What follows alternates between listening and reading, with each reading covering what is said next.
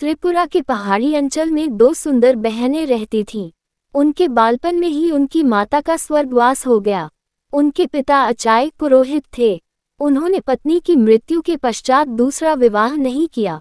उन्हें भय था कि विमाता उनकी पुत्रियों का लालन पालन ठीक ढंग से नहीं कर पाएगी। पिता के स्नेह दुलार में पुत्रियां पली बढ़ीं। अचायक पुरोहित की आमदनी बहुत कम थी। वह झूम खेती, स्थान बदलकर की जाने वाली खेती के द्वारा आजीविका कमाता था। उसकी पुत्रियां भी पिता की परेशानी समझती थीं, अतः वे अपने पिता से अनुचित मांग नहीं करती थीं। वर्षा ऋतु में उनके कष्ट और भी बढ़ जाते। कई वर्षों से मकान की मरम्मत नहीं हो पाई थी, अतः बरसात का पानी घर में घुस जाता।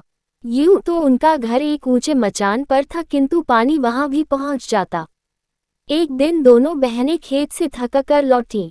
पूरे घर में पानी भरा हुआ था। छोटी बहन के मुंह से आह निकली। वह तड़प कर बोली, दीदी अब हम क्या करें? ठहरो, देखती हूँ, शायद कुछ मायदूल भात का बना त्रिपुरी भोजन पड़ा होगा, अभी उसे खाकर ही भूख मिटाते हैं, कहकर बड़ी बहन ने सांत्वना न दी। बड़ी बहन ने थैला टटोला, किंतु खाने को कुछ नहीं मिला। सब कुछ बरसात के पानी में भीगकर खराब हो गया था। उसकी आंखों में आंसू आ गए। छोटी बहन का दुख वह सह न सकी। उसने प्रतिज्ञा की कि मैं उसी को अपना पति मानूंगी जो मेरे घर को संवार देगा।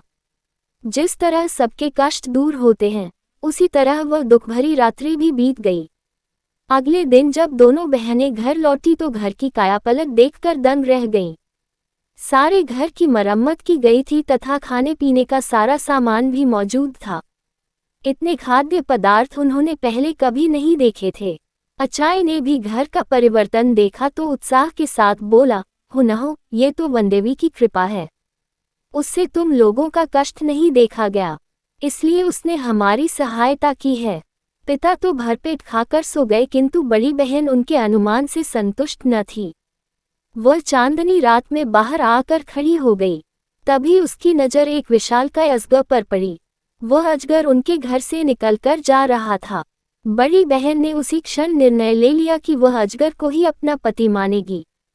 उसे पूरा विश्वास था कि उनके घर की दशा संवारने में अजगर का ही हाथ है।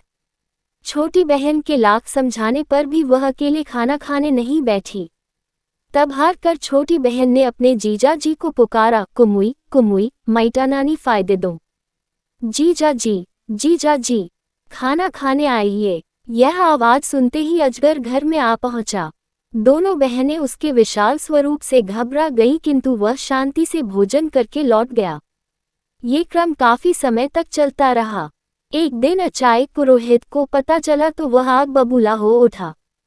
उसकी सुंदरी पुत्री एक अजगर को पति माने, यह उसे स्वीकार न था। जब बड़ी बेटी खेत पर गई तो उसने छोटी बेटी से कहा, तुम रोज की तरह जीजा जी को पुकारो। छोटी ने समझा कि शायद उससे मिलना चाहते हैं। उसने फिर हाँक लगाई, कुमुई कुमुई, माइटा नानी फायदे दो। अजगर जो ही मचान के पास पहुंचा, आड़ में छिपे अचायक पुरोहित ने तेज हथियार से उसके टुकड़े टुकड़े कर दिए। छोटी फूट फूट कर रोने लगी। बड़ी बहन ने जब अपने अजगर की मृत्यु का समाचार सुना तो वह दुखी हो गई। कुछ ही दिनों में उसके मन में अजगर के प्रति प्रेम भाव जाग गया था। उससे वियोग की कल्पना से वह भयभीत हो उठी। बिना एक शब्द कहे वह नदी की ओर चल दी।